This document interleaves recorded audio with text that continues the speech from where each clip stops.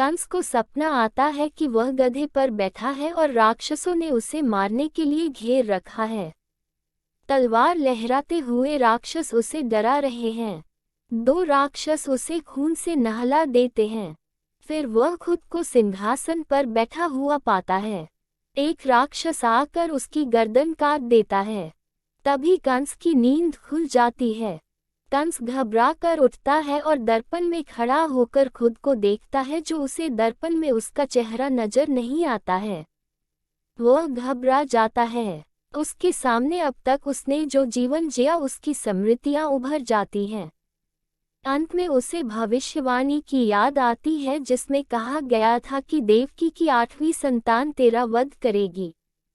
उधर प्रातः उठकर भगवान कृष्ण सूर्य की उपासना करते हैं। तभी वहां ब्रह्मा सहित सभी देवता प्रकट होकर कहते हैं, हे श्री कृष्ण, अब कंस वध का समय आ गया है।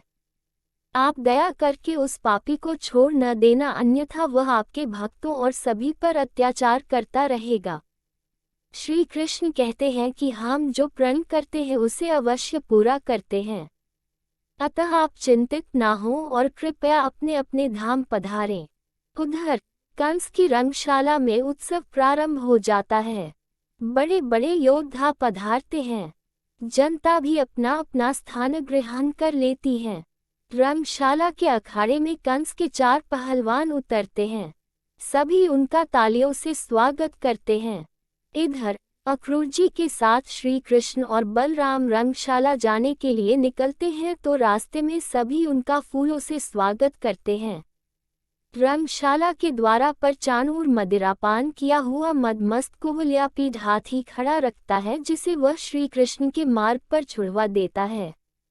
महावत उस हाथी को लेकर चल देता है। कुछ दूर जाने के बाद हाथी की चिंगाड़ और चाल से जनता में भगदड़ मच जाती है। उस हाथी को सीधे श्री कृष्ण की ओर ले जाया जाता है। श्री कृष्ण उसे देखकर सब कुछ समझ जाते हैं। कई लोगों को कुचलता हुआ वह हाथी श्री कृष्ण की ओर बढ़ता है। बलराम ये देखकर क्रोधित हो जाते हैं। अक्रूर जी अपनी तलवार निकाल लेते हैं। दूर खड़ा चाणूर ये सब देखता रहता है। वह हाथी जैसे ही श्री कृष्ण के पास पहुंचने वाला ही रहता है, तो अक्रूर जी और बलराम आगे कदम बढ़ते हैं, लेकिन श्री कृष्ण दोनों को रोक देते हैं। फिर श्री कृष्ण अपना मुकुट निकालकर बलराम जी को देते हैं और फिर उस हाथी की ओर कदम बढ़ाकर उसके दोनों दांत पकड़ लेते हैं। वह हाथी अपने दांत छुड़ाकर फिर से श्री कृष्ण पर हमला करता है, लेकिन श्री कृष्ण फिर से उसके दोनों दांत पकड़कर उसे हिला देते हैं और पीछे धकेल देते हैं, जिसके चलते हाथी पर बैठा महावत नीचे गिर पड़ता है। फिर वह हाथी श्री कृष्ण को अपनी सूंड में लपेट लेता है। श्री कृष्ण सूंड के माध्यम से उसके सिर पर चढ़कर उसके सिर पर मुक्के से प्रहार करते हैं। फिर वह हाथी श्री कृष्ण को नीचे पटक देता है, तो अक्रूर जी उन्हें संभालने के लिए आगे बढ़ते हैं, लेकिन बलराम जी उन्हें रोक देते हैं। फिर श्री कृष्ण उस हाथी को सूंड और दांत से पकड़कर उसे हवा में उछाल देते हैं। ये दृश्य देखकर सभी अचंभित होकर आसमान में देखते हैं। हाथी कई गुलाटियां खाता हुआ भूमि पर गिर पड़ता है। ये देखकर चाणूर के होश उड़ जाते हैं और वहां से भाग जाता है। अक्रूर जी और बलराम जी सहित सभी जनता और देवता श्री कृष्ण को नमस्कार करते हैं। तभी वहां पर नंदराय जी अपने साथियों के साथ पहुंच जाते हैं और वे कान्हा कान्हा कहते हुए कान्हा को गले लगा लेते हैं और पूछते हैं, तुझे कोई चोट तो नहीं आई ना? श्री कृष्ण कहते हैं, नहीं बाबा, मुझे कुछ नहीं हुआ।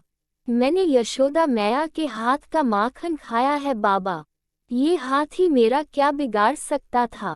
ये सुनकर नंद बाबा प्रसन्न हो जाते हैं। फिर श्री कृष्ण गांव वालों को देखकर कहते हैं, अरे तुम सब भी आ गए। ये सुनकर एक ग्रामीण कहता है, हाँ, हमें तोषक ने बताया था कि तुम्हारे प्राण संकट में है, तो हम सभी आ गए हैं। अब तुम चिंता न करना, हम तुम्हारी रक्षा के लिए हम सब तैयार हैं। श्री कृष्ण कहते हैं, ये बहुत अच्छा किया, मुझे भी तुम सबकी बड़ी याद आ रही थी। फिर श्री कृष्ण कहते हैं, बाबा मैया कैसी हैं? नंद बाबा कहते हैं कि वह तुझे बहुत याद करती हैं। श्री कृष्ण कहते हैं मैं भी उसे बहुत याद करता हूँ बाबा। फिर दोनों गले मिलते हैं। उधर रंगशाला के उत्सव में कंस का स्वागत होता है और वह सिंहासन पर विराजमान हो जाता है। तभी चाणूर आकर बताता है कि महाराज उसने उस कव्यापी हाथी को मार डाला। ये सुनकर कंस घबरा कर कहता है नहीं ये असंभव है। चाणूर कहता है मैंने अपनी आंखों से देखा है महाराज। कंस कहता है अब क्या करें।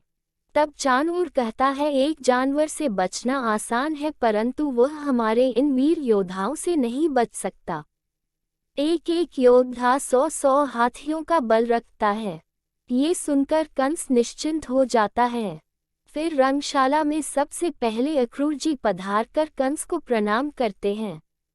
कंस उन्हें आसन पर विराजने का इशारा करता है। अक्रूर जी अपने आसन पर जाकर बैठ जाते हैं। फिर नंदराय जी पधारते हैं और कंस को प्रणाम कहते हैं। तब कंस कहता है आइए गोकुलपति, आने में बहुत देर कर दी।